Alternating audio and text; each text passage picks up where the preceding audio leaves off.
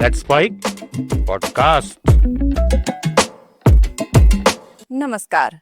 Let's mic सारे जहां से अच्छा में आप सबका स्वागत है। राजस्थान वीरों की धरती है। यहाँ की मिट्टी में वीरता मिली हुई है और वही वीरता यहाँ के योद्धाओं में, उनके लहू में साथ बहती है, एक ऊर्जा बनकर, एक शूर वीर की पहचान बनकर। ऐसे ही एक योद्धा आज हमारे स्टूडियो में है, नायक प्रहलाद सिंह महला। आपने अनेक खतरनाक आतंकवादियों से भिड़ंत की है, उनको पराजित किया है, उनको खदेड़ कर पाकिस्तान भगाया है, पाकिस्तानी अधिकारी को भी पकड़कर भारतीय सेना के हवाले किया है। इसके अलावा कारगिल युद्ध में आपकी अहम भूमिका रही है। नायक प्रहलाद सिंह महला ब्लैक कैंट कमांडो हैं और इन्होंने अनेक कमांडोज को प्रशिक्षण दिए हैं। आज हम इनसे जानेंगे इनकी अब तक की यात्रा। हालांकि अब ये सेना से निवृत्त हो चुके हैं, अपनी सेवाएं ये पूरी करके सेना से बाहर आ चुके हैं, लेकिन आज भी इनके मन में वही जज्बा, वही वीरता की बातें घुमड़ती रहती हैं। बहुत स्वागत है आपका धन्यवाद प्रहलाद सिंह जी। धन्यवाद बहुत अच्छी बात है कि आज आप हमारे बीच में हैं जी। और हमें उन पुरानी यादों के तरफ लेकर चलने वाले हैं। सबसे पहले मैं आपसे ये जानना चाहूँगी कि जब पहला आपका आतंकवाद विरोधी अभियान था, वो किस तरह आपको मिला या करने को आपको जाना हुआ? क्या? देखिए मैडम, सबसे पहले तो प्रदेशवासियों को जो अपना सेना दिवस है 15 तारीख को, 15 जनवरी परेड भी हो रही है जयपुर के अंदर ही हो जयपुर रही में है, पहली बार हो रही है। राजस्थान में हो रही है। तो सभी को बहुत बहुत बधाई, सैनिकों को बधाई, हमारे जो वीर शहीद हैं उनको नमन, और पूरे प्रदेशवासियों को खुश रहें, खुशहाल रहें, सेना की परेड को देखें। मेरा सबसे पहला अभियान था वो पंजाब में था, ऑपरेशन ब्लैक थंडर चल रहा था उस टाइम। तो हम अमृतसर के पास एक जगह थी, नारली गांव, खालड़ा के पास, वहाँ पे पाकिस्तान बॉर्डर पे थे। तो हम जब वहाँ पहले बारी गए थे, उससे पहले उग्रवाद इतना चरम पे था कि अपने हिंदुस्तान के अंदर गड़बड़ करके या किसी को शूट आउट करके, किडनैप करके, जो भी करना था उनको मार काट करके और सीधे पाकिस्तान में भग जाते थे। क्या समय था वो? क्या किस दौरान की बात है? ये बात है तकरीबन 89 या 90 के आसपास की, 91 की, 91 की। तो 91 के अंदर था। तो उस उग्रवाद के अंदर कुछ सरकार ने पॉलिसियाँ चेंज करी, केपीएस गिल को डीजी बनाया, सेना को फ्री हैंड दिया, 3 महीने के अंदर उग्रवाद समाप्त। उस टाइम हमने कुछ बच्चों को मोटिवेट करके और पुलिस का हैंडओवर करके मुख्य धारा में शामिल किया, और कुछ को जो बदमाशी किया है, हमारे खिलाफ लड़े, उनको वैसे भी न्यूट्रलाइज किया था। उसके बाद मैं कमांडो के अंदर सिलेक्ट हो गया था, black cat commando, Manesar Gurgaon के पास है, वहाँ पे ब्लैक कैट कमांडो के अंदर। तो उसके तो काम ही ऑपरेशनों का है। तो उस ऑपरेशन के अंदर मेरा पहला ऑपरेशन हजरत बल दरगाह में था। तो वो उसको हमने घेर लिया था, लेकिन सरकार की पॉलिसी और उनमें भी शांतिपूर्ण की इतना प्रेशर आ गया उनके ऊपर कि वो उग्रवादी हैंडअप कर दिया, उन्होंने हथियार डाल दिए थे। उसके बाद में रूबिया पेन कांड हुआ था, उसको भी हमने किया था, वो भी शांतिपूर्ण सफल हुआ। सरारे शरीफ कांड हुआ था, उसमें हमने जरूर थोड़ा किया था, मार काट हुई थी उसमें। उसमें अफगानिस्तान का एक उग्रवादी था मेजर नूरा, उस मेजर नूरा को पकड़ा था और पकड़ करके फिर पुलिस का अंदर किया था। उसके बाद चलता रहा फिर ऑपरेशन विजय कारगिल। तो मैं, मेरी यूनिट की एक घातक प्लाटून होती है, 20 आदमी की होती है, जिसमें एक अफसर, एक जेसीओ, जो बाकी ओआर होते हैं 18। हम 20 आदमी, घातक प्लाटून होती है जो सबसे पहले एक्शन लेती है। 20 आदमी होते हैं, वो अलग से ट्रेनिंग शुदा होते हैं, अच्छे शूटर भी होते हैं, अच्छे वेपन होते हैं उनके पास, अच्छी उनकी फिजिकल टफनेस बहुत अच्छी, कैपेसिटी उनके ज्यादा अच्छी। बहुत कैपेसिटी होती है उनकी। करगिल ऑपरेशन के पहले ही दिन जब हमें पता चला, हमारे कमांडरों को सूचना मिली कि ऐसे ऐसे, क्योंकि शिमला समझौते के अंदर या कौन सा ताशकंद समझौता है, उसके अंदर सेनाएं विड्रॉल हो जाती है विंटर में, सर्दी के टाइम। और पाकिस्तान में आकर के हमारी 32 चौकियों के ऊपर लगभग, वो भी जब चले जाते हैं हम भी चले जाते हैं, तो उन्होंने आकर के हमारी चौकियों के ऊपर कब्जा कर लिया। कर लिया था। और जब हमें पता चला तो हमारे को उस अभियान के अंदर भेजा था, तो बाकराहट है जुबेर हिल के पास, वहाँ पे भेजा था। हमने 20 आदमियों को लेकर के गए थे और उनका ब्रिगेड हेडक्वार्टर था पाकिस्तान का, उनको हमने घेर लिया 20 आदमी। 20-20 की 4 टीमें गई थी, जिसमें सौरव कालिया की टीम भी थी जाट रेजिमेंट की, जिसका हम विच्छेद वगैरह किया था ना, वो कैप्चर हो गए थे। और हम कैप्चर हुए नहीं, हम लड़े डटे, हार नहीं मानी, नहीं हमने एंडअप किया, उनके पूरे के पूरे ऑपरेशन को फेल कर दिया। और वहां पे जिस जगह पे हम जा करके बैठे थे, तकरीबन वो लड़ाई सुबह फर्स्ट लाइट हुई थी, तब उनको पता चला कि हम तो हिंदुस्तानी सेना से गिर गए। अच्छा, वो कौन क्योंकि वो हमारे को देखा ना पाकिस्तान के, उन्होंने तो नाइट में रातों रात हम जा करके जहां हमारे को पॉइंट दिया एलसी पे कि एलसी क्रॉस नहीं करना है, तो हमने वो सीमा तो लाएंगे नहीं, लेकिन हम हमारे इलाके में जाकर के बैठ गए। वहां पे करना था डिगिंग वगैरह, क्या मोर्चा वोर्चा जो भी करना था करके हम बैठ गए। वहां पे उनको पता चला कि डर गए वो, कि जगह जगह दिखे ना, पूरी स्ट्रेंथ दिखती नहीं है पहाड़ों में, वो सोचे कि हम तो हिंदुस्तानी आर्मी से गिर गए। उन्होंने आरटी मोटर जितने हैवी वेपन्स होते हैं उनका इतना जबरदस्त फायर डाला, क्योंकि वो डर गए। तो हमारे को किसी को कोई इंजरी नहीं हुई उनके उन फायर्स। तो उन्होंने हमारे पे रेड मारा, डटे रहे, थोड़ा सपोर्ट के लिए डिफेंस लेना पड़ता है, वहां पे भी अम्बूस करने की कोशिश की उन्होंने, लेकिन हम डटे रहे और फिर उस जगह को बिल्कुल छोड़ा ही नहीं। लास्ट में उन्होंने कहा था, ऊपर गिर गए थे वो, फिर एक कंपनी आ गई थी 20 की जगह, फिर एक प्लाटून आ गई, और वहां से वो जगह ऐसा हो गया कि पाकिस्तान को हार का मुंह देखना पड़ा लास्ट में। वो ऊपर थे, आप लोग नीचे थे? हम नीचे थे, हम नीचे थे, वो रेड मार रहे थे। हाँ, रेड मारा था हमारे पर, गन लगा, गोलियां लग रही थी। मेरे साथ के 6 शहीद भी हो गए थे उसी टाइम हमारे में, आप लोग और हम सारे घायल हो गए, क्योंकि उनकी स्ट्रेंथ बहुत ज्यादा थी। एक ब्रिगेड के अंदर तकरीबन 3 यूनिटें होती हैं, और 3 यूनिटों के अंदर उन्होंने एक कंपनी ने या एक 2 कंपनियों ने भी हमारे पर बार बार रेड मार रहे थे या फायर डाल रहे थे, तो हम तो 20 ही आदमी थे ना, लेकिन हम पीछे नहीं हटे। चाहे कोई नहीं, शहीद हो गए, साथ में भाई है जो साथ का साथी है, वो जाता है तो बड़ा दुख होता है, लेकिन अगर नहीं किया, अगर दुख करने रोने लग गए तो कोई लड़ाई नहीं हुई। फिर तो हम डटे रहे सामने, जो उनका है उनको जो रेंज में आए हम फायर करते ना उनके ऊपर, और उनको जितने मरे उतने मरे। युद्ध में काउंटिंग तो वहां हो नहीं रही थी हमारे से। तो मेरे पास एलएमजी थी, मैं फायर डाल रहा था, तो उन्होंने सोचा कि इसको करे कैसे भी, तो उन्होंने स्नाइपर का मारा था। सिंगल राउंड होता है, एक स्नाइपर होती है जो अमेरिका की थी उनके पास, स्नाइपर से शॉट होता है 1 किलोमीटर तक, जहां मारो वहीं लग जाती है। आंख में मारो तो आंख में लगी, तो मेरा हाथ दिख रहा था वो एलएमजी को पकड़ने के लिए। पहले लेफ्ट हैंड पे मारा, फिर भी नहीं रुका मैं, फिर दूसरा लेफ्ट हैंड में मारा तो मेरे पेट के यहाँ से ग्रेजिंग हो गया था। मैंने टॉवल हैंड डाला, बेल्ट किया, अच्छा, एक हाथ चालू था। फायर गोलियां आपको लग चुकी थी? 2 गोलियां लग चुकी, और फर्स्ट एड करके बैंकर में थोड़ा बहुत, और फिर एक हाथ से करने लग गया फायर। मैगजीन चढ़ाऊं, फायर करे, उनको जितना हो उनको दबा के रखा उनका सिर, जब तक हमारी कंपनी पीछे से आ गई थी। लेकिन एक शॉट फिर लग गया मेरे को, राइट वाले यहाँ शोल्डर दिख रहा था, बाकी तो पत्थर का वो बना रखा था मैंने, तो नहीं लग रहा था। यहाँ मारा हूँ, यहाँ से मेरे को हो गया, तो मैंने कहा ये हाथ भी लटक गया, ये भी लटक गया। 3 गोलियां दोनों? अभी है तो सही, अभी मेरे साथ वाले वो पदम सिंह था, यूपी का है वो, मेरिट का अच्छा लड़का था, गट्टा गट्टा। तो वो बोला नहीं नहीं प्रहलाद, तू यहीं लेट जा। जब पहली लगी, मैंने कहा नहीं लेटेंगे, लेटेंगे तो ये मार देंगे, सबको लिटा देंगे। मरना तो है ही, आए इसीलिए है। लेकिन मार के अगर हाँ, अगर जिंदा रहेंगे तो देश बचेगा, मरेगा तो सम्मान बचेगा। इसमें क्या है, चलते रहे, फायर करते रहे।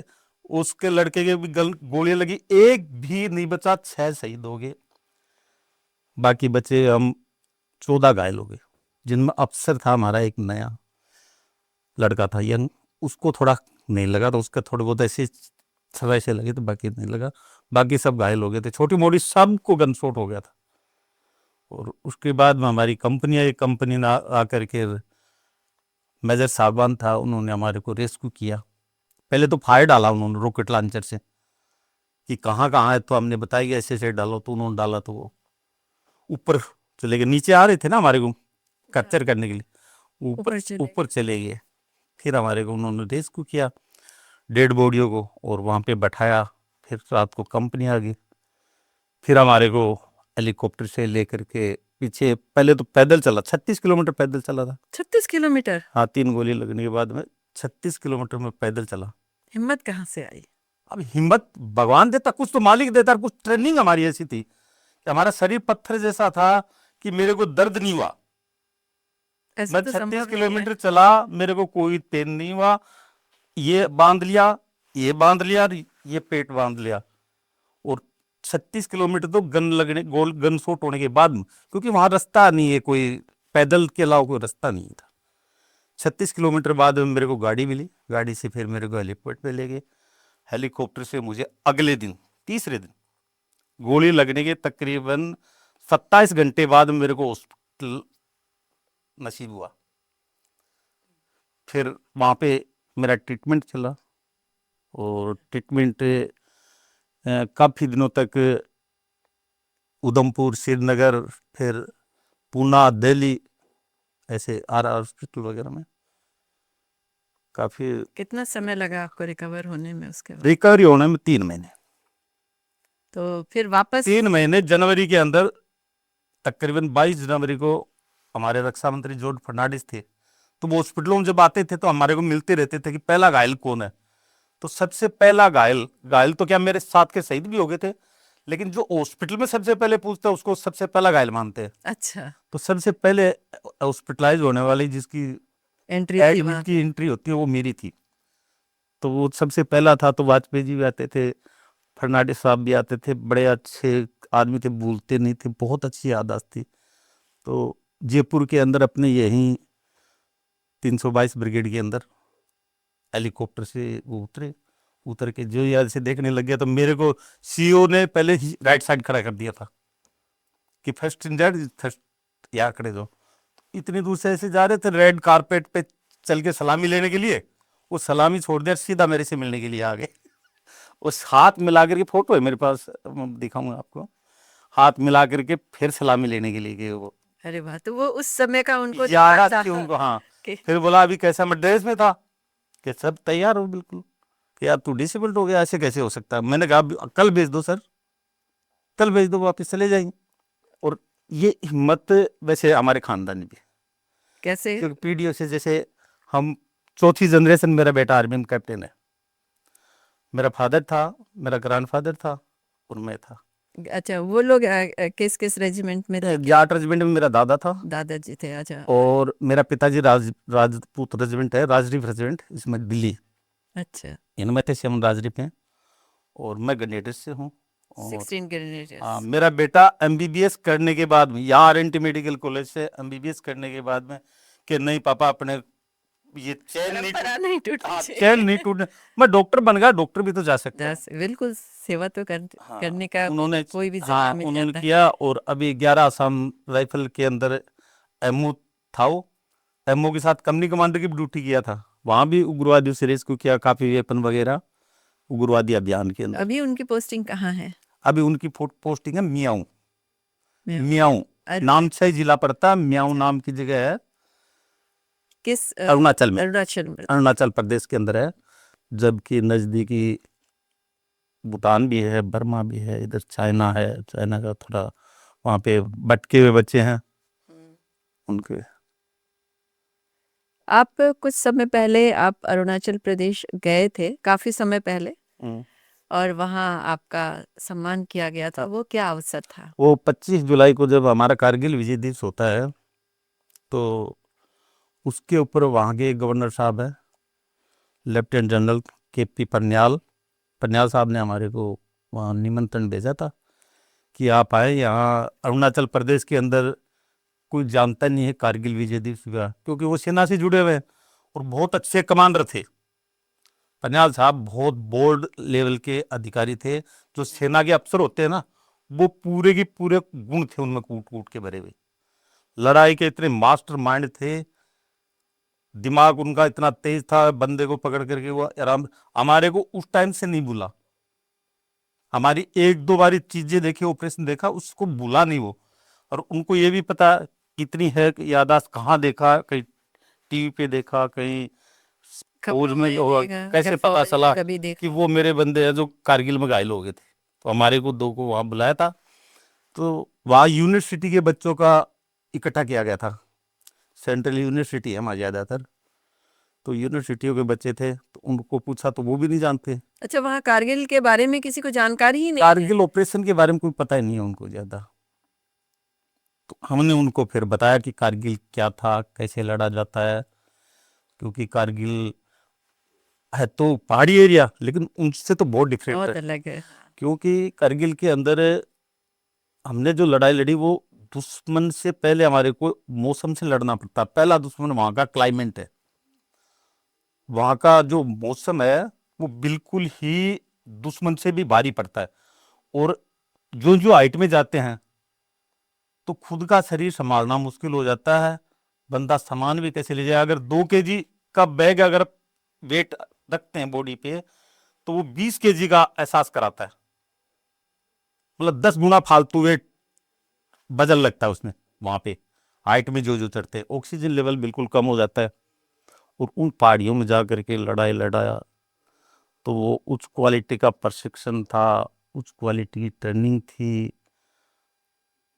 बॉडी की स्ट्रेंथ इतनी मजबूत कर दी थी कि कोई बात नहीं है, ऑक्सीजन तेरी पहाड़ियों में तो कम है, लेकिन हम खींच लेंगे कहीं से भी। इन पत्थरों से भी, बर्फ से भी हम ऑक्सीजन खींच लेंगे।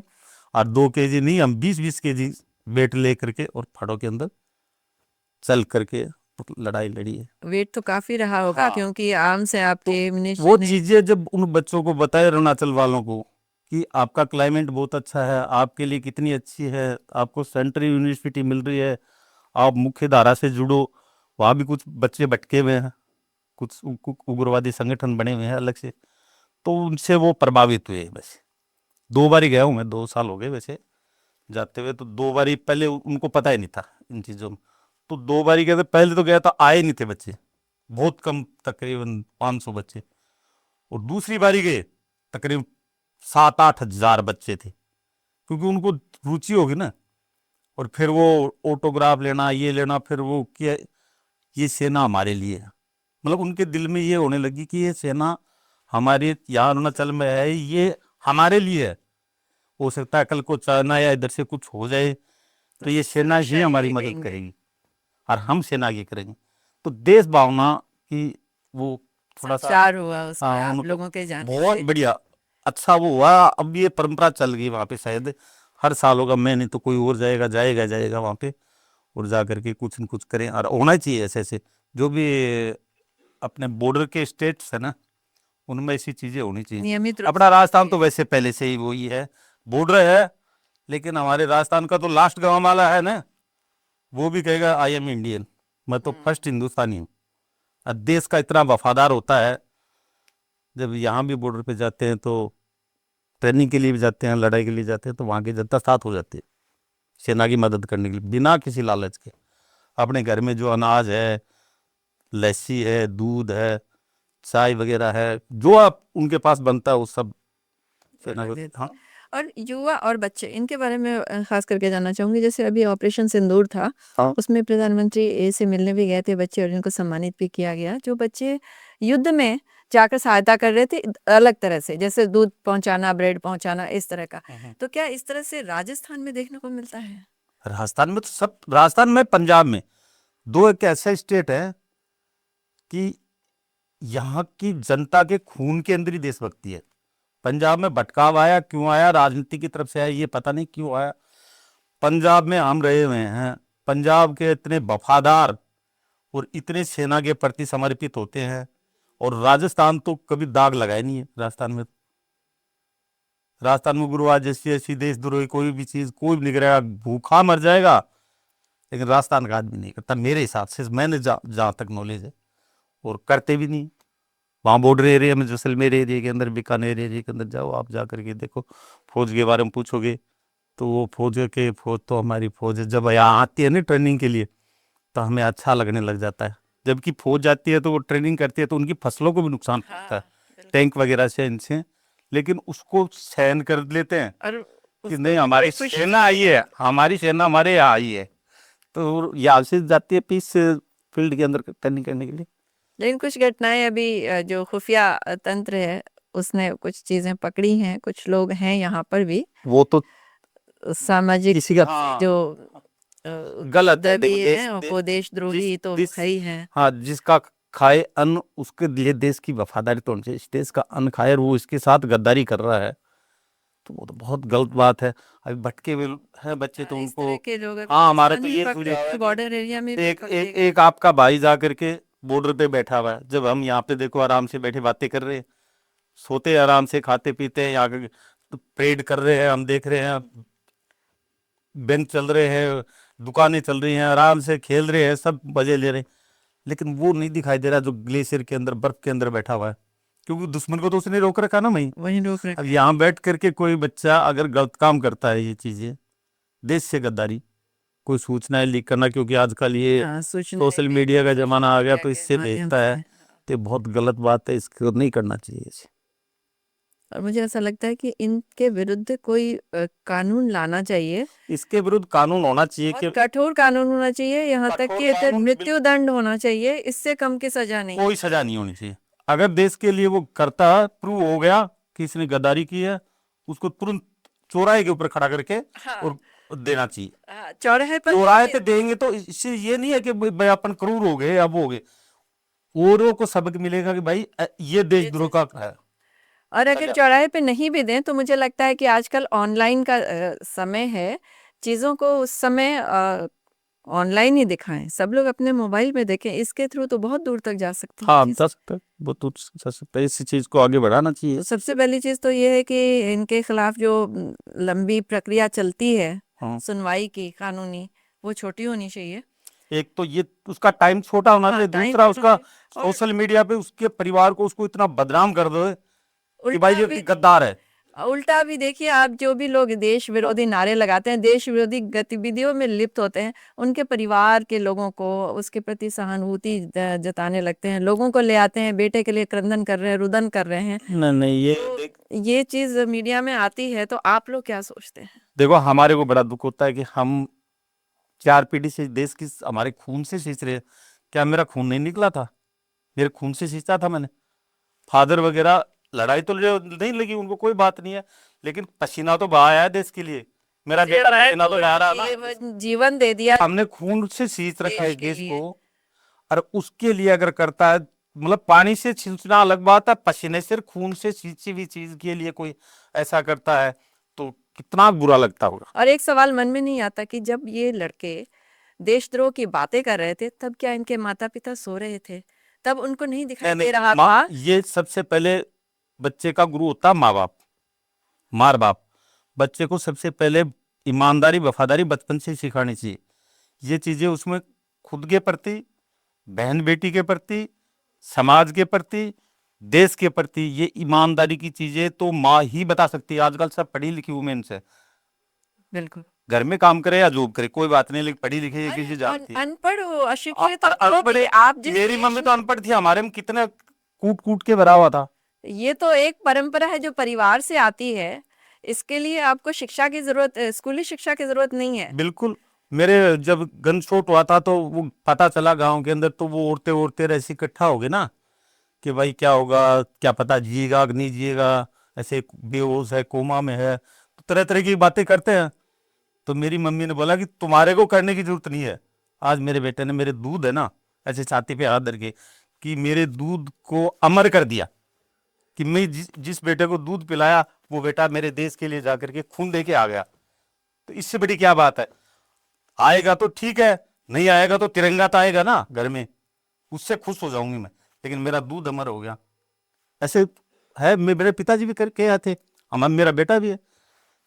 तो वफादार तो देश के लिए होनी चाहिए। तो यही चीज मैं कह रही हूँ कि जब माता पिता अभी रोते हैं कि मेरे बच्चे को गलत फंसाया है, जबकि सारे प्रमाण बाहर है, तो सारे प्रमाण मिल जाते हैं तो उसको तुरंत सजा होनी सजा होनी चाहिए। चाहिए। और ये भी बात है अरे कि ऐसी सजा होनी चाहिए कि और बच्चे उस तरफ जाए नहीं, क्योंकि देश की सेना के पैसे खर्च होते हैं, कितना इंस्ट्रूमेंट होता है, कितनी मेहनत से सुरक्षा कर रहे हैं, वो यहाँ की जो हमारी ट्रेनिंग, हमारी तैयारियां, हमारा हथियार, हमारी प्लानिंग, पूरी प्लानिंग को चोरी करके अगर 2% प्लानिंग भी दुश्मन के पास चलेगी, तब भी हमारे जो अभियान है या हमारी जो तैयारियां दुश्मन के लिए वो कमजोर हो जाए। कमजोर हो जाएंगी। 2% सेना का मूवमेंट, हथियार, टाइमिंग, नफरी, ये चीजें अगर दुश्मन को पता चल गई तो दुश्मन उसी हिसाब से लड़ने की तैयारी करेगा। ऑपरेशन लड़ाई के अंदर सबसे जरूरी चीजें यही होती है, गोपनीय सूचना बाहर गोपनीय करना। सूचनाएं बाहर नहीं जाना। और आपको क्या लगता है, जो भी इस तरह की लड़ाइयाँ हुई हैं, आतंकवादी गतिविधियां हुई है, या वो जिस तरह से काम करते हैं आकर यहाँ विस्फोट करना, लोगों को मारना, क्या बिना अंदर से सूचना मिले और सहायता मिले हो जाती? जहां जाओ उग्रवाद, चाहे कहीं नॉर्थ ईस्ट में हो चाहे कश्मीर में हो, लोकल सपोर्ट के बगैर उग्रवाद नहीं बन सकता। तो लोकल सपोर्ट के बगैर सेना अभियान को अपना को पूरा कर सकती है, लेकिन उग्रवादी नहीं पनप सकते। उग्रवादियों को सपोर्ट मिलता है, सेना की सूचनाएं मिलती है, सेना का मूवमेंट बताया जाता है, उनको पूरी चीज़ों को वो होता है, उनको राशन प्रोवाइड करवाते हैं, उनको खाना प्रोवाइड करवाते हैं, उनको जो चीज़ें चाहिए वो चीज़ें देते हैं। लोकल सपोर्ट के बगैर उग्रवाद नहीं पनप सकता। और जब ऐसे लोगों के विरुद्ध कार्रवाई होती है तो उस समय लोग मानवाधिकार की बात करते हैं, कहते हैं यहाँ के मासूम बच्चे हैं, यहाँ के युवा है जो भटक गई है, या इनमें ऊर्जा है, उसका सरकार सही उपयोग नहीं कर रही है। ये तो बच्चे को पहले समझाओ ना, अपने बच्चे को भाई। और जो बोलने वाले हैं मानवाधिकार वाले, अगर वो है तो वो फौजी नहीं है जिसका हाथ कट रहा है, बेचारा बर्फ के अंदर खड़ा हुआ है। इस टाइम सर्दी के अंदर -50 तक जाता है टेम्परेचर कारगिल और ऊपर ग्लेशियर का, -40-50 चला जाता कभी कभी टेम्परेचर। और वहां पे एक बच्चा खड़ा है, वो भी किसी माँ का बच्चा वो है। भी किसी माँ का बेटा है। क्या बिना माँ के थोड़ी पैदा हो, बर्फ का बच्चा थोड़ी बना के भेजा हुआ है। अरे उस बच्चे की इतनी बहादुरी को आकर के एक यहाँ के ऊपर वो कर देते हैं, फिर उसी का सपोर्ट में खड़े हो जाते हैं। उसके लिए कोई जय नहीं बोलता, उसके लिए कुछ नहीं करते। गांव में तरह तरीके की भाषा बोलते हैं। जब अंग विच्छेद होकर के आ जाता है, लंगड़ा होकर के, ग्लेशियर में सबसे बड़ी बर्फ के अंदर ये होती है कि बर्फ लग जाती है पैरों में, पैर काटने पड़ते हैं। या कहीं स्लाइडिंग हो गया, हाथ कट गया, पैर टूट गए, कट जाते हैं, उनको तरह तरीके की भाषाएं बोलते हैं। तो ये भी इसमें शामिल है। मतलब हमारे झुंझुनू डिस्ट्रिक्ट है, उनमें हर गांव के अंदर आप जाकर के देखो शहीद की मूर्तियां हैं। आप हमारे तो ये कहते हैं, बूढ़े बुजुर्ग पहले भी कहते थे, ये कहते थे मंदिर में जाने की बजाय अगर किसी शहीद के घर चले जाओ, कोई भगवान के माथा टेकने से पहले अगर किसी शहीद की मूर्ति लग रही है, उसको सलूट मार के या माथा टेक दिया तो आपकी सफलता पूरी हो जाएगी। और उस शहीद, कोई शहीद हो गया, उसके डेड बॉडी जिस घर में आई और वहां से उसका अंतिम संस्कार, उस घर की एक मुट्ठी मिट्टी ला करके अगर अपने घर में भी छिड़क दोगे ना तो घर अमर हो जाएगा। और यहाँ पे बच्चों को उल्टा सीधा भटकाते हैं, तो ये अच्छा तो है नहीं। देखो जो सैनिक अभी आप बता रहे हैं, जिनका हाथ या पैर जिनका काट के अलग करना पड़ता है, ये लोग कई बार क्या होता है, ये वापस सेना में किसी और तरीके से ले लिए जाते हैं, अपना काम करते हैं वहाँ। हाँ, वो क्या है कि अपॉइंटमेंट ड्यूटी करते रहते हाँ। हैं, क्योंकि सिविल में जॉब ऑफ सिक्योरिटी नहीं है। हाँ। और वो जो वहाँ पे अपॉइंटमेंट ड्यूटी होती है, ऐसी ड्यूटियाँ होती हैं जिसके अंदर के हार्ड काम नहीं करना पड़ता, जैसे कैंटीन है, ऑफिस है, उनके यूनिफॉर्म स्टिचिंग का हाँ है, उनमें स्टोर में इनमें काम करने में कोई दिक्कत नहीं होती, उनको कर लेते हैं। लेकिन जब वो बाहर आते हैं वापस, सर्विस तो एक दिन पूरी होनी है। सर्विस पूरी होती है तब आते हैं, तो थोड़ा सा उनके साथ स्टेट गवर्नमेंट्स का भी व्यवहार अच्छा नहीं है, और वो भी क्या दिक्कत आती है उनके साथ, क्या क्या प्रॉब्लम है उनके साथ, और उनके साथ भी कि जिनकी सेवाएं समाप्त कर दी जाती है उस समय उनको उस सेवा के उपयोग पेंशन दी जाती है, डिसेबिलिटी पेंशन भी दी जाती है, लेकिन उसको जॉब ऑफ सिक्योरिटी नहीं दी जाती। स्टेट गवर्नमेंट की तरफ से कुछ बेनिफिट्स होते हैं अदर स्टेटों के अंदर, खास करके हरियाणा वगैरह में इनमें बहुत अच्छा है। राजस्थान में क्या कमी है? महाराष्ट्र में राजस्थान में अच्छा है। काफी कमियां हैं। राजस्थान में पहले तो देते थे, पहले तो आम उसको फौजी को मुर्बा देते थे, आजकल तो शहीद को नहीं देते। विडोज है, 50 विडोज ऐसी है जो आज दर दर की ठोकरी खा रही है, भटक रही है। ये स्थिति कब से आई है राजस्थान में, कल कितने समय से चल रही है? ये स्थिति शुरू से, नहीं, आपने कहा ना कि पहले देते थे राजस्थान में, तो ये स्थितियां कब से बदली? मुर्बा देते थे, मुर्बा देते थे, मुर्बा देना तो बंद ही कर दिया है अभी तो। मुर्गा मतलब क्या हमारे पास लैंड नहीं है? ऐसे बहुत लैंड पड़ी है, जमीन पड़ी है, देते हैं। अच्छा, बाकी नेता खबरों को दे देते हैं, नेता अधिकारी वगैरह ले लेते हैं, जिनको पद्म श्री फलाना ढिकड़ा मिल गया, वो खिलाड़ी को मिल गया, उसको दे देंगे, शहीद को नहीं देते। जबकि असली मालिक तो शहीद है देश के लिए, तो वो लड़ क्या है, वो खेल क्या है। हम इज्जत करते हैं खेलों की, खेल फौज में भी होते हैं, हमारे खिलाड़ी भी है, कर्नल राज्यवर्धन है हमारा खिलाड़ी तो था ही। तो हम ऐसे नहीं कि एथलेटिक नहीं खेलते, नहीं खेलते हैं, लेकिन उनका भी शहीद का मतलब क्या हो गया, वो कहीं नहीं है देश अपने। के लिए हाँ, दान भी शहीद कर का रहा है ना मतलब उसके। बहुत बड़ा होता है कि एक माँ का बेटा नहीं मरता है, एक देश का बेटा भी मरता है, एक बाप का बेटा भी मरता है, एक बुआ का भतीजा मरता है, एक औरत का पति भी मरता है, एक बहन का भाई मरता है, बच्चों का बाप भी मरता है,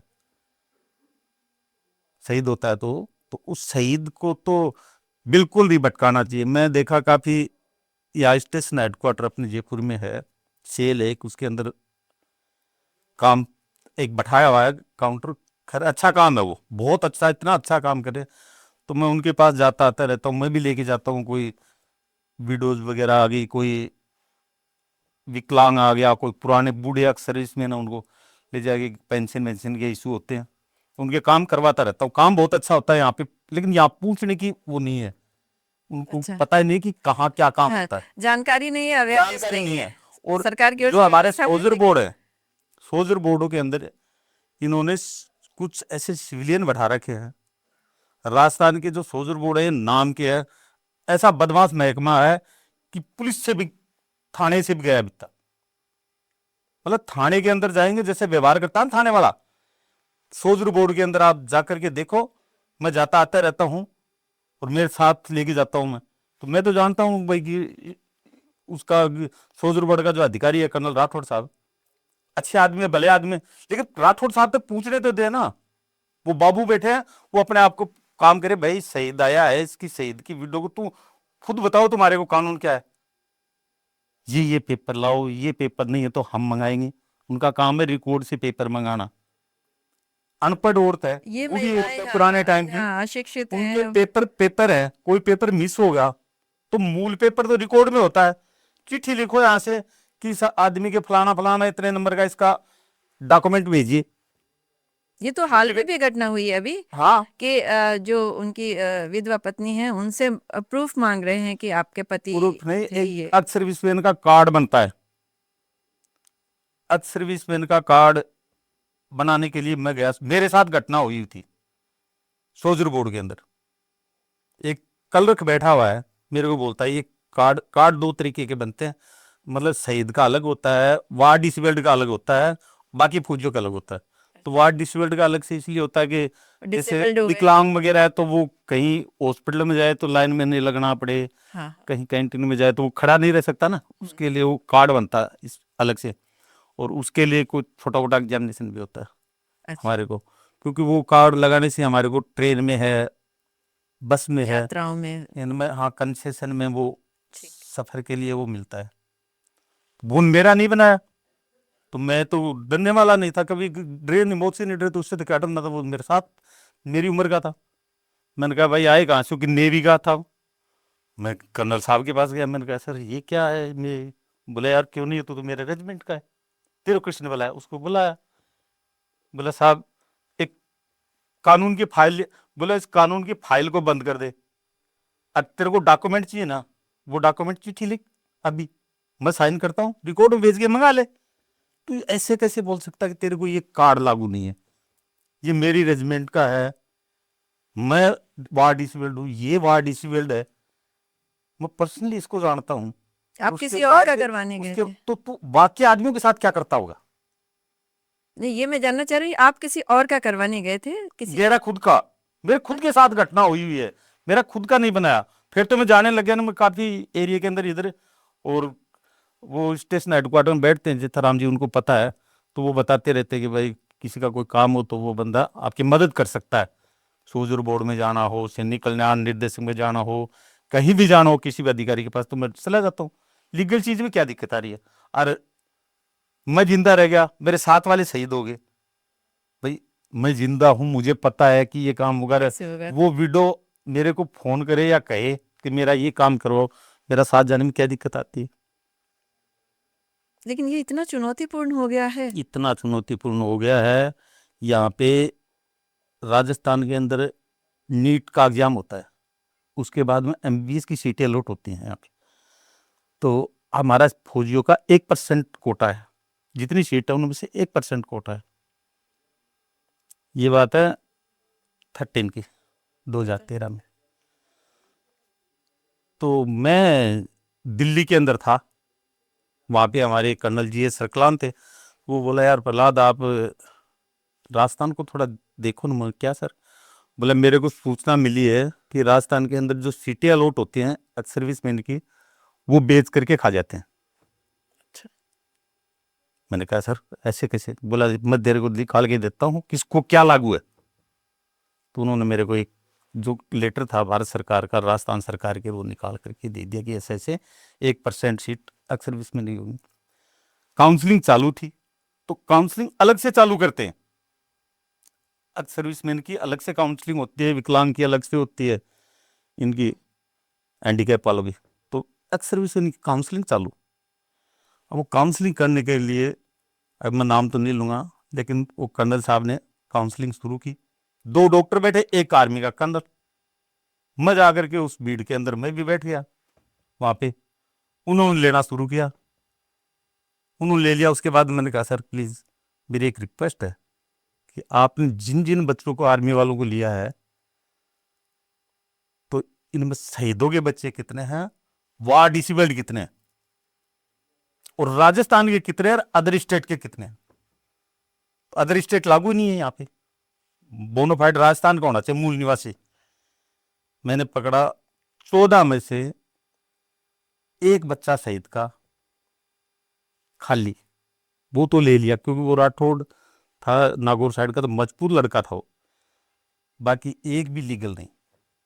वो नहीं माने, पेपर नहीं दिए, आरटीआई लगाया, सूचना के अधिकार से पेपर खींचे, कोर्ट के अंदर ले जाकर के घसीटा, 13 के 13 को बाहर कर दिया। 2013 की बात है ये। 13 की, 14 के बाद में जाकर के फिर खड़ा हो गया। मैं 5 साल लगातार, 5 साल लगातार काउंसलिंग के अंदर जा जाके खड़ा हुआ। जब जाकर के हुआ थोड़ा लाइन पे आए कि भाई ठीक है विडो, मतलब शहीद के बेटे को वो नहीं दिया। और किस और स्तर मेरा की बेईमानी नहीं, है मेरे ये? दुख दर्द इसलिए भी हुआ कि मेरी कजन सिस्टर थी, वो शहीद हो गया था, मेरे साथ ही था वो। हम क्लास फेलो थे, दिनेश था जाट रेजिमेंट का, तो वो करगिल में शहीद हो गया था। उसका बेटा था, उसकी काउंसलिंग के लिए वो गई कि मेरे बेटे को नहीं लिया। जबकि प्रायोरिटी ये होती है कि जो क्वालिफाइड बच्चे हैं ना, उसके बाद में मेरिट ये बनती है कि शहीद का पहले, जितने शहीदों के बच्चे उनको ले लो सबसे पहले, फिर वहां डिसेबल्ड है उनको ले लो, फिर नॉर्मल डिसेबल्ड है, अभियानों में जो हो ही जाते हैं ट्रेनिंग में, उनको ले। उन्होंने भर रखा, और उनमें 5 हरियाणा के, राजस्थान में हरियाणा के बच्चे? राजस्थान में 5 बच्चे हरियाणा के, और नहीं निकाले अधिकारियों ने। फिर फिर पता इनके खिलाफ फिर कोर्ट फिर जाना पता पड़ा? चला वो आरवीएचएस का कोई था, क्या नाम था उसका, नाम याद नहीं आ रहा मेरे को अभी। तो उनसे सेटिंग थी पूरी की पूरी, सब बच्चों से 5-5 लाख रुपए ले लिए उस टाइम।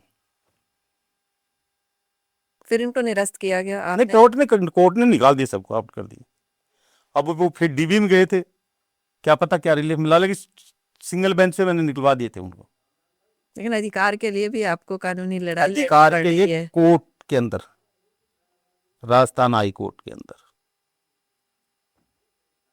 तो ये आप कब तक लड़ते रहेंगे? क्या कोई ऐसी व्यवस्था नहीं हो सकती कि सरकार की तरफ से ही इस चीज पे ध्यान रखा जाए, या फिर लोग इतने जागरूक हों कि वो अपने अधिकार के लिए आकर लड़े? सबसे पहले तो लोगों को जागरूक होना पड़ेगा। अपने अधिकार को कोई भी नहीं देता घर में जाकर के अपने वो पंजाबी में बोलते साडा हक इत्थे रख, मतलब तुम्हारा अधिकार है, सही दे दो। लेकिन वो क्या है कि जब छोटी उम्र में पति चला जाता है, दुनिया की ताने सुन के फाइनेंशियली थोड़ी वो अच्छी नहीं रहती, मैनेजमेंट मेंटली तौर पे दबाव में आ जाती है, तो वो डरने लग जाती है। फिर वो सोचती है मैं जाऊंगी, क्या पता मेरी पेंशन बंद कर देंगे, मेरा क्या पता। कई और भी चीज नहीं नहीं, कईयों ने कहा कि पेंशन बंद करवा देंगे। मैंने जाकर के कहा तू कौन होता है पेंशन, तू देता है क्या, तेरे घर से देता है क्या? भारत सरकार का खजाना है, देश की जनता टैक्स देती है, तुम हमारी सुरक्षा करो, हम टैक्स दे रहे हैं, तुम्हारे को तनख्वाह मिलेगी। आप कौन होते हैं? आप भी टैक्स लेते हैं? अरे हम टैक्स देते हैं, हमारे वो हैं कर्मचारी, आप आपको मिलती है, आपको तनख्वाह मिलती है, आप पेंशन बंद करने वाले कौन होते हैं? तो ऐसे डर जाते हैं। तो वो थोड़ा उनको जागरूक करना, उनके साथ जुड़े रहना। और हमारा क्या कि सबसे ये है कि संगठन नहीं है कोई, और संगठन है तो उनमें खींचतान जातिवाद है। संगठन लेकिन जातिवाद और खींचतान बहुत ज्यादा है। अधिकार के लिए कहीं आंदोलन के लिए करते हैं तो ये जाट खड़ा हो गया हम नहीं जाएंगे, ये राजपूत खड़ा हो गया हम नहीं जाएंगे, ये यादव हो गया, ये शर्मा जी हो गए, वर्मा जी। राजनीति घुस गई इसमें। राजनीतिक सिविल में आने के बाद अक्सर इसमें और घुसती नहीं है, ये नेता लोग घुसा देते हैं, जबकि सेना को कोई मतलब नहीं। जब तक आप लोग सेना में तब तक तो जाति और धर्म जाति वहां तो नहीं होता, कुछ भी नहीं होता। वापस आप जब एक थाली के अंदर बैठ करके 5 जाति के आदमी एक साथ खाना खा लेते हैं, एक गिलास में चाय पी लेते हैं। वही मैं कह रही हूँ कि वहां पे सब कुछ ठीक ये रहता है। जातिवादी होती है। हमने देखा नहीं, सिविल में आने के बाद में पता चला। मैं पहले बच्चा था, 16 साल का भर्ती हुआ, तो मुझे इतनी जातिवादी का पता नहीं था। फौज में चला गया तो फौज से जब रिटायर हुआ फिर भी नहीं पता। यहाँ आने के बाद पता चला कि ये SC ST ये भी होती हैं क्या। अरे इंसान है सारे के सारे, इसी धरती के जीव है।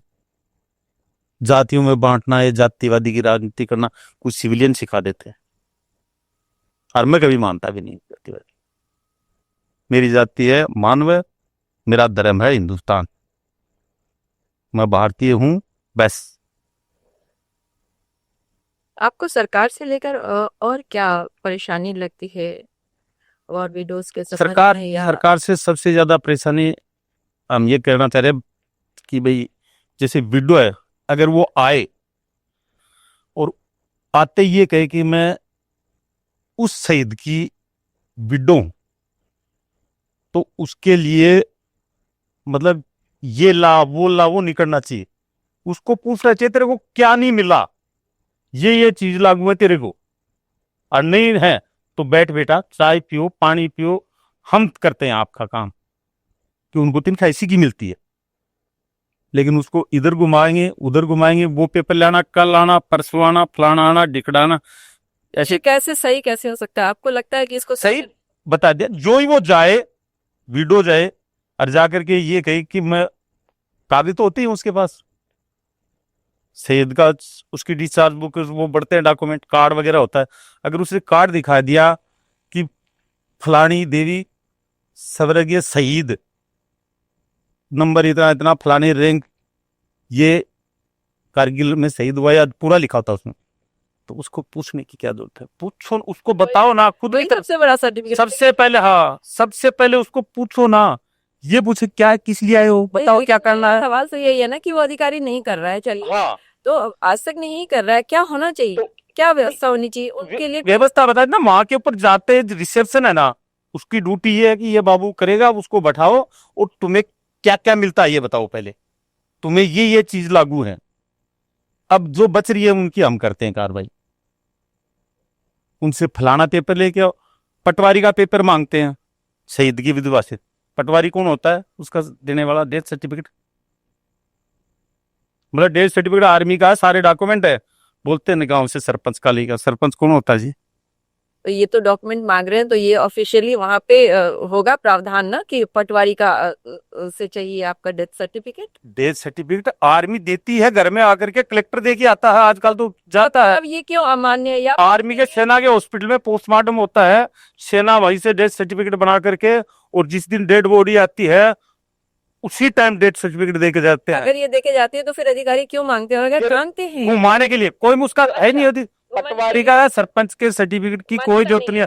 सरपंच कैसे कह देगा ये शहीद हुआ है? वो देख के आया था कि वहां बॉर्डर पे ठीक है, तो फिर शहीद हुआ है, नॉर्मल डेथ हुई है, आर्मी तो लिख के देगी ना। जब आर्मी के पास से आ गया, अधिकारी उसको घुमा रहे हैं, तो अब क्या रास्ता होना चाहिए? किस तरह से इन अधिकारियों को रोका जाना चाहिए? आप क्या अपेक्षा करते हैं सरकार से? अधिकारी देखो इतना ज्यादा नहीं घुमाते, अधिकारी तक पहुंचने नहीं देते हैं। जो ठीक है बाबू, नीचे बाबू लोग बैठे हैं, ये बाबू लोग ही घुमाते हैं। तो क्या अधिकारी की ये जिम्मेदारी नहीं है कि हर अधिकारी या हर मेरे हिसाब से अधिकारी तक अगर बात जाती होगी तो एक्शन तो लेता हो, लेकिन वो इतने नाकारा हो चुके होते हैं क्योंकि उसको भी ऑफिस चलाना है। अगर वो सजग हाँ, होते ना तो क्योंकि हर दो अधिकारी हर फाइल के अंदर नहीं घुस सकता। हर अधिकारी तो साइन करता है, देखता है, वो कर सकता है, वेल पर दे सकता है, लेकिन हर फाइल के अंदर थोड़ी घुसेगा अधिकारी। तो वो उल्टे सीधे काम करने शुरू कर देते हैं फिर। ये है। लेकिन फिर इसका हल कैसे निकलेगा? ये अपराध जो हो रहे हैं, इसका हल कैसे निकलेगा? हाल तो उनको थोड़ी बहुत शर्म आनी चाहिए। शर्म से नहीं चलता ना, शर्म आती है तो हो जाता। शर्म आनी चाहिए कि मैं शहीद की वीडियो को घुमा रहा हूँ। क्या आप लोग मुख्यमंत्री से मिले इस चीज को लेकर कर? पहले तो मुख्यमंत्री से मिले थे, वसुंधरा जी तो बड़ी सख्त थी, वसुंधरा जी मिले थे पहले हम शुरू में, तो वसुंधरा जी बोली कि ऐसे आदमी चाहिए जो मुझे ऐसी चीज ला करके बताए। सख्त निर्देश थे कि अगर मेरे पास कोई आ गया वीडियो या डिसेबल्ड सैनिक और किसी अधिकारी कर्मचारी ने काम नहीं किया तो मैं बख्शूंगा। गहलोत साहब भी सख्त थे लेकिन मिलते नहीं थे गहलोत साहब। वो शहीदों को पसंद करती थी, फौजियों को पसंद करती थी, पहले भी करती थी, अभी भी करती। वसुंधरा जी का बहुत अच्छा काम था। हम जब शुरू के अंदर थे 2003 के अंदर, तो अशोक गहलोत का टाइम था जब मैं पेट्रोल पंप लिया था, मुझे 2 साल तक घुमाया। जबकि वो तो सरकार की जिम्मेदारी थी आपको देना, हैंड ओवर करना। नहीं, पेट्रोल पंप मिल गया, जमीन मिल गई, कुछ नहीं करना उनको, पैसे सरकार में जमा करना है, कन्वर्जन करना है, कन्वर्जन का पट्टा देना है, पैसे तो देते। उसके लिए 2 साल तक घुमाया, इधर से फाइल इधर, इधर से इधर, जयपुर से यूआईटी, यूआईटी से जयपुर, जयपुर से यूआईटी, ऐसे ही वहां से यहाँ लिख दे, यहाँ से वापस वहां चला दे। पेट्रोल पंप लिया तो मेरे को अशोक गहलोत जी मुख्यमंत्री थे, मैं अशोक गहलोत जी तक गया था। सक्तावत जी थे, कमेटी बनाई थी कि लैंड कन्वर्जन का काम सक्तावत जी करेंगे, डॉक्टर गुलाब सिंह सक्तावत जी। डॉक्टर चंद्रबान के पास गया मैं, सबसे चिट्ठियां लिखवा करके किया, लेकिन मेरे को 2 साल तक नहीं होता। 2 साल चक्कर जो सरकार बदली और वसुंधरा जी मुख्यमंत्री बनी, और सुमित्रा सिंह जी विधानसभा अध्यक्ष थे, वो हमारी कॉन्स्टिट्यूंसी से थे, तो हमने उनको कहा बनते ही पहले ही जो ही विधानसभा का पदभार ग्रहण किया, दूसरे दिन जाके शुभकामनाएं दी, और वो हमने पता, तो उस सुमित्रा जी ने मेरे को कहा कि आप ऐसे करो, कार में, वो कार अम्बेसडर कार होती थी, उसमें आगे बैठती थी, मेरे को पीछे बैठाया, विधानसभा लेगी, थोड़ा बहुत काम निपटाया, सीधा लेकर के और सचिवालय और सीधा सीएम के पास, तुरंत एक्शन किया, यूडीएस सेक्रेटरी को बुला करके कि विद इन 7 days इसका पट्टा हो जाना चाहिए, इसको एनओसी मिल जानी चाहिए। तुम एक करगिल युद्ध के घायल सैनिक को चक्कर कटा रहे हो, सरकार किसी की, वो काम तो तुम्हें करना है। तो मेरा 7 दिन के अंदर अंदर नियमन भी हो गया, एनओसी भी मिल गई, सारी पूरी, जबकि फॉर्मेलिटियां पूरी हुई हुई थी, खाली बस एक फाइनल इशू था, पट्टा इशू करना और उस पर एनओसी दे। और आप इसके लिए 2 साल 2 साल चक्कर लगा। 2 साल शासन सचिवालय, यूआईटी, शासन सचिवालय, यूआईटी, कलेक्ट्रेट, यूआईटी, इनके बीच में चक्कर, ग्रैंड चक्कर बना दिया मेरा। और फिर उन्होंने इतना और बोला था कि अगर आपको कभी भी जरूरत पड़े तो सुमित्रा जी हैं, नहीं हो तो मेरे पास आ जाना, कोई भी परेशान करे। ये वसुंधरा इतनी जी ने आपसे सख्त वसुंधरा जी के इतने सख्त थे। और ये मेरे को नॉलेज देने वाला था अपने पहले न्यायाधीश थे, मुख्य न्यायाधीश, फिर वो रिटायर हो गए थे, अनिल टिबड़ेवाल साहब। टिबड़ेवाल साहब बोले बेटा भ्रष्ट तंत्र है, तेरे को 2 साल से घुमा रहे हैं, मैं भी थोड़ा सा इस चीज से हूँ। फिर उन्होंने एक चिट्ठी भी लिखी थी वसुंधरा जी को। बाद में गया था मैं वसुंधरा जी के पास, लेकिन चिट्ठी पहले लिख दी थी उन्होंने। तो वो चिट्ठी भी का भी उन्होंने जिक्र किया था कि टिबड़ेवाल साहब की चिट्ठी है, आप बड़ा परेशान थे। लेकिन ये कितने दुर्भाग्य की बात है कि एक घायल सैनिक, एक विकलांग सैनिक हाँ, ऐसे दर दर ठोकरे खा रहा है उसके लिए, जिसके लिए सरकार ढिंढोरा पीटती है कि ये तो हम इनको इनकी सेवा और इनके बलिदान के बदले हम इनको दे रहे हैं। खुद भुगत हालांकि वो बदला भी नहीं होता है, उस जो बलिदान या जो सेवाएं दी हैं या हाथ या पैर कट गया उसकी एवज में ये कुछ भी नहीं है। लेकिन फिर भी ठीक है, सरकार की ओर से अगर ये बात आती भी है कि हम इनको कुछ कंपनसेशन दे रहे हैं तो उसको भी ऐसे लड़ लड़ के मांगे। लड़ के और जो नहीं लड़ पाते, जो नहीं दौड़ पाते हैं, हाँ, उनको नहीं। उनको बड़ा मुश्किल है। काफी पेपर में आती है, अभी देखो दिल्ली भास्कर वाले ने एक मुहिम चलाई हुई है। वो बेचारे विकलांग हैं, पड़े हुए हैं, 4 पाई के अंदर हैं। वो अपने घर के लिए नहीं लड़ने गए थे, वो देश के लिए लड़ने गए थे। जब हम सुरक्षित बैठे हैं यहाँ पे, उनके साथ ऐसा हो रहा है तो बड़ी दुख ये की तो बात है। संवेदनहीनता है, और सरकार की भी है, प्रशासनिक अधिकारियों की भी है, और मुझे लगता है आम लोगों की भी है।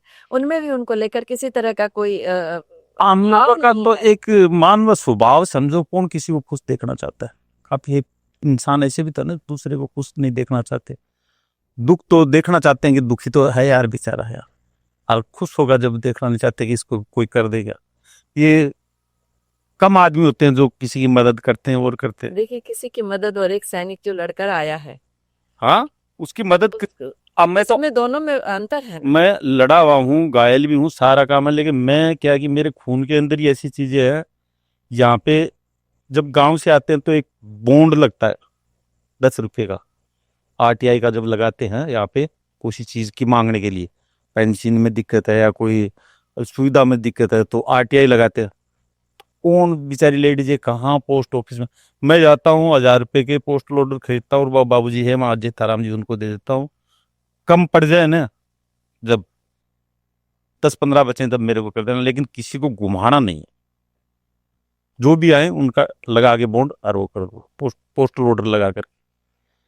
तो ये तो ऐसे लेकिन करके, आपका और व्यक्तिगत है, उसका मैं खुद बताऊं मैडम, मैं बताऊं आपको, मैंने अभी तक करीब 1000 आदमी की पेंशन का संशोधन करवा दिया, जिनको यही पता नहीं कि मुझे पेंशन कितनी है। देखो रियलिटी बता रहा हूँ, जिनमें हाँ मेरे परिवार कितना मेरे खुद के परिवार के भी शामिल हैं, जिनको ये पता नहीं कि मुझे कितनी पेंशन मिलनी चाहिए।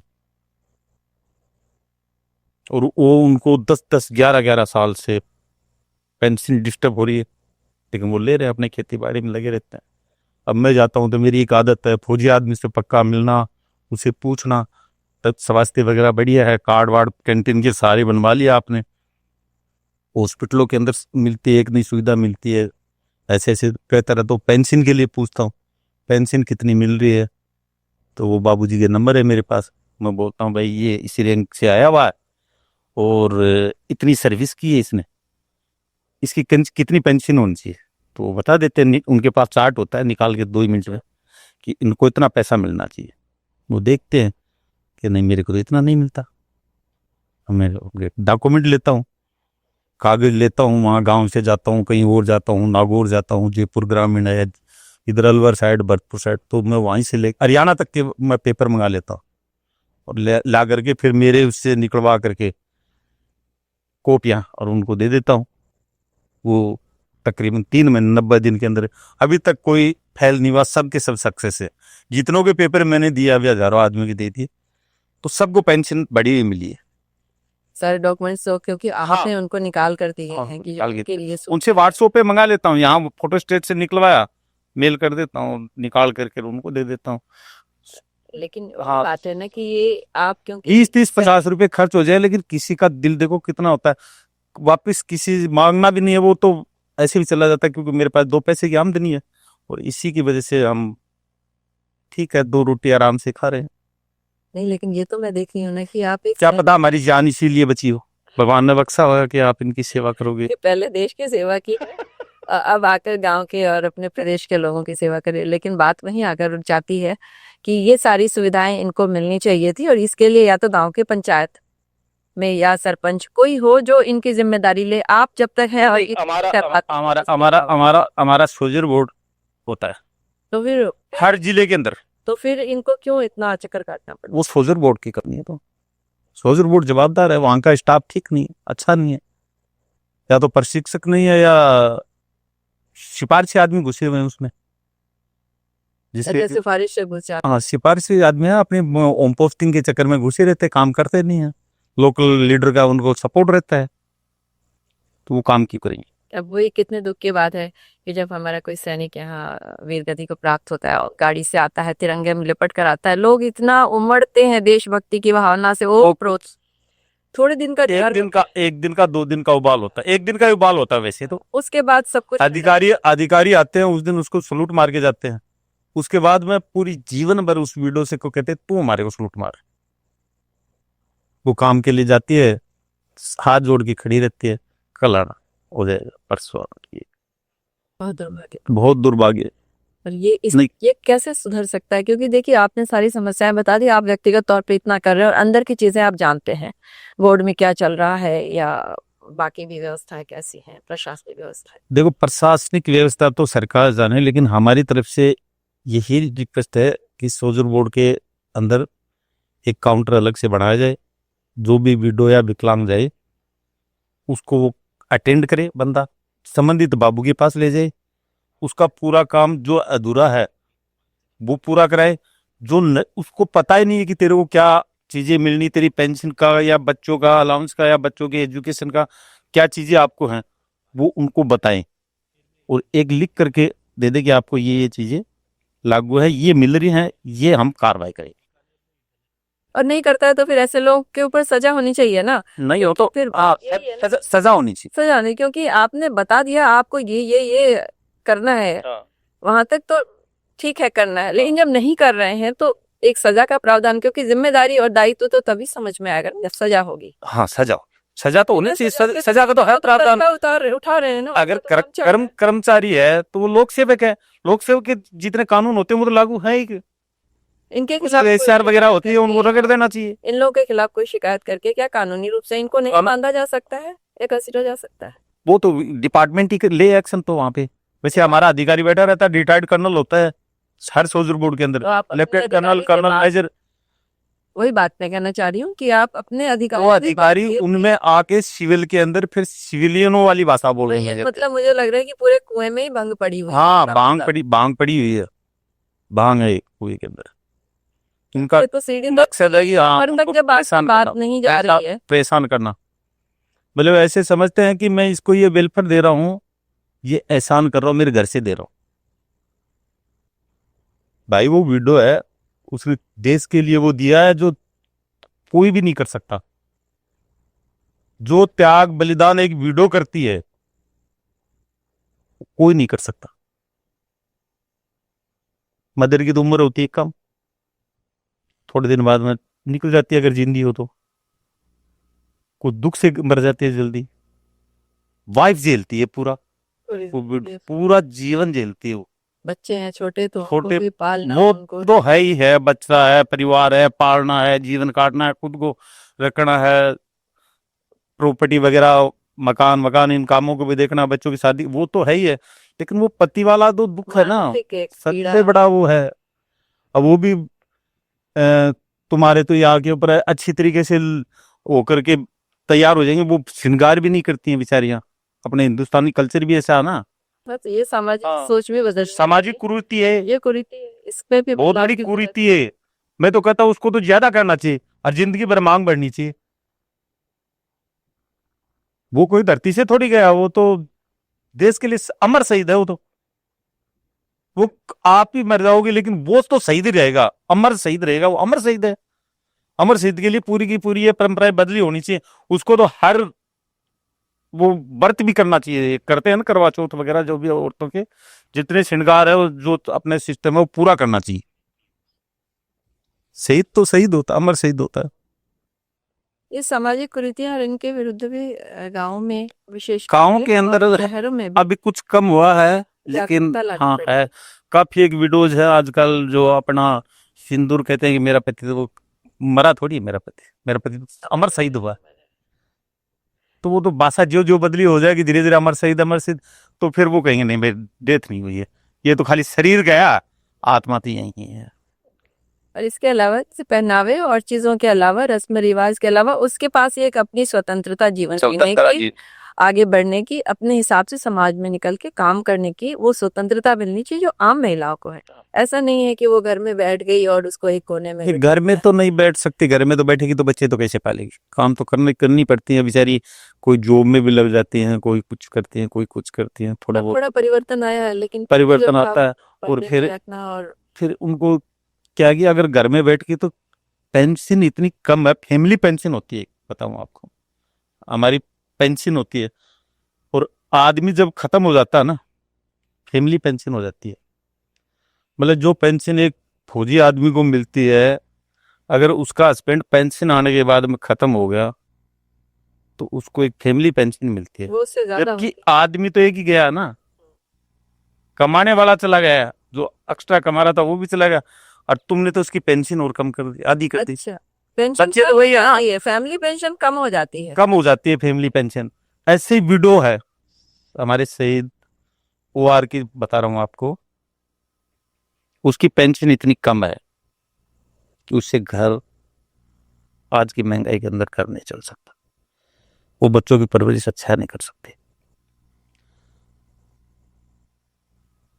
इतना गैप है कि पूछो मत। अफसर को तो फिर भी ठीक है, लेकिन ओआर को इतनी कम पेंशन है कि उससे 35-36 हजार रुपए को बड़ी रकम नहीं होती। भरी जवानी के अंदर 35-36 हजार रुपये वो करके चला गया, और 35 हजार रुपये से वो घर चला रही है। बहुत उसका उसका ये सरकार को ये तो अभी कमीशन आ रहा है, पे कमीशन, उसमें भी हमारे संगठन है वो दे रहे हैं कि भाई हमारी इन विडो के बारे में देखो। एक पेंशन आने के बाद में आदमी आता है, थोड़ा 15 साल नौकरी करता है, सिपाही होता है वो 15 से 17, तो उसकी उम्र होती है 32-33 साल। अस्थमा तो वो खत्म हो गया यहाँ आने के बाद में, कोई एक्सीडेंट है, कोई बीमारी है, कोरोना हुआ था काफी ऐसी, तो उसकी तो पेंशन होगी 9-10 हजार रुपये पेंशन मिलती है, कैसे काम चलेगा उसको। नरेगा टाइप की ऐसी है उससे कैसे काम चलाए।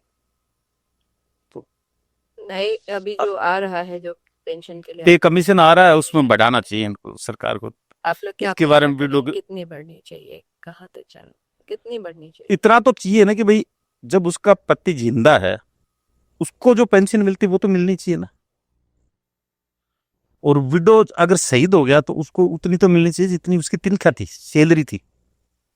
भाई आदमी चला गया तो उसकी सैलरी तो उसको दो ना, पेंशन के मामले में। पेंशन अगर उसकी सैलरी के बराबर हो जाए तब तो काम चल जाएगा, और फिर एक उम्र के बाद में कम कर दो, कोई दिक्कत नहीं है, लेकिन एक बार तो रखो उसको। एक विडो है, 3 साल शादी हुए हुए है, 2 बच्चे हो गए, बिल्कुल यंग है, 25 साल की लड़की है, दूसरी शादी नहीं करना चाहती, हो सकता जॉब लगे न लगे, वो 2 बच्चों के साथ कैसे कैसे कैसे कैसे इस पैसे से कैसे काम चलाएगी। तो उनका बच्चों का ध्यान में रखते हुए विडो की पेंशन तो बढ़ानी ही चाहिए, मतलब जो है फिलहाल उससे तकरीबन 3 गुना करने की संभावना है, 3 गुना होनी चाहिए कम से कम, इतनी गुंजाइश है, जब जाकर के वो ठीक है एक सम्मानजनक जीवन जी लेंगे। वो पैसा तो पैसा होता है, पति तो वापस नहीं आ सकता, लेकिन पैसा आता तो उसके काम नहीं अटकते, तो वो याद कम आता उसको। नहीं तो जब भी पैसे की जरूरत पड़ी, आज वो होता तो वो कर देता, आज वो होता तो वो कर देता। तो वो चीज क्या है कि वो आत्मा तो वहां देश के लिए समर्पित होगी, वो भी देख रही है देश की तरफ कि भाई हाँ देखो मेरे परिवार, हाँ मेरे परिवार में साथ सरकार क्या कर रही है। ये थोड़ा होना चाहिए खास कर। ये समस्या तो बहुत हाँ, बहुत ये बड़ी समस्या है ये। और मुझे लगता है कि हम लोग राजस्थान में रहते हैं, वही बात है कि ये वीरों की भूमि है और यहाँ पर ही अगर इस तरह से हमारे जवान, उनके परिवार वाले इतना पीड़ित हैं जवान के जाने के बाद या उनके अंग विच्छेदन के बाद, उनके हाथ या पैर जाने के बाद, अगर ये स्थितियां हैं और जो रिटायर्ड हमारे जवान हैं, सैनिक हैं, वो उनके पीछे लग लग कर उनके परिवारों की सहायता कर रहे हैं, सरकार से गुहार लगा रहे हैं, बाबुओं तक दौड़ रहे हैं, अधिकारियों तक दौड़ लगा रहे हैं और सरकार में बैठे नेताओं से मिल रहे हैं, इसके बाद भी मुश्किल काम होता है और सरकार बदलती है तो चीज़ें बदल जाती हैं। हम लोग इतनी गर्वानुभूति करते हैं कि हमारे वीर जवान सीमाओं पर लड़ते हैं, अपनी जान हथेली पर लेकर लड़ते हैं, लेकिन उनके साथ हमारा समाज, हमारी प्रशासनिक व्यवस्था और हमारी सरकार क्या कर रही है, ये भी देखने की बात है। आज इन्हीं चिंताओं और सवालों के साथ मैं ये पॉडकास्ट समाप्त करती हूँ। ये आप भी सोचे, देश भी सोचे, इस पर आगे क्या करना चाहिए। प्रहलाद सिंह जी, आप हमारे यहाँ आए, आपने इतनी अंदर की बातें बताई, अपनी पीड़ा बताई। आज सबसे ज़्यादा मुझे आप लोगों की पीड़ा सुनकर पीड़ा हो रही है। हालांकि अब तक जितने भी जवानों से हमने बात की है, इतनी गहरी बात कभी भी नहीं हुई थी।